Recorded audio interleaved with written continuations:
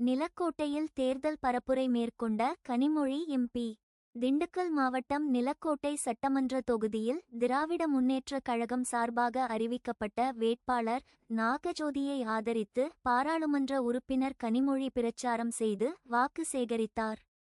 திண்டுக்கல் கிழக்கு மாவட்ட செயலாளர் பழனி சட்டமன்ற உறுப்பினருமான ஐ. செந்தில்குமார் தலைமையில் நிலக்கோட்டை சட்டமன்ற தொகுதியைச் சேர்ந்த 1000த்திற்கும் மேற்பட்டோர் கனிமொழி எம்பிக்கு சிறப்பான வரவேற்பு அளித்தனர்.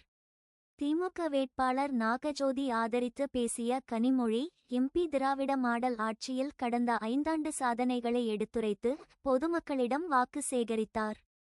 மேலும் கடந்த 10 ஆண்டு கால அதிமுக ஆட்சியில் செயல்படுத்தாத திட்டங்கள் குறித்தும் முதலமைச்சர் ஸ்டாலின் தேர்தல் வாக்குறுதிகளையும் எடுத்துரைத்து வாக்கு சேகரித்தார். மேலும் நிலக்கோட்டை தொகுதியின் குறைபாடுகளையும் அத்தியாவசிய தேவைகளையும் மனதில் வைத்து அதை தொடர்ந்து நிறைவேற்றுவோம் என்று வாக்குறுதி அளித்தார்.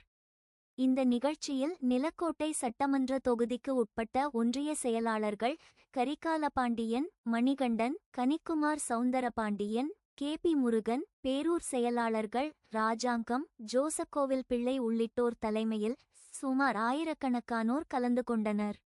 விரைவு செய்திகளை உடனுக்குடன் தெரிந்து கொள்ள கனவு தமிழகம் செய்தி சேனலை பாருங்கள்.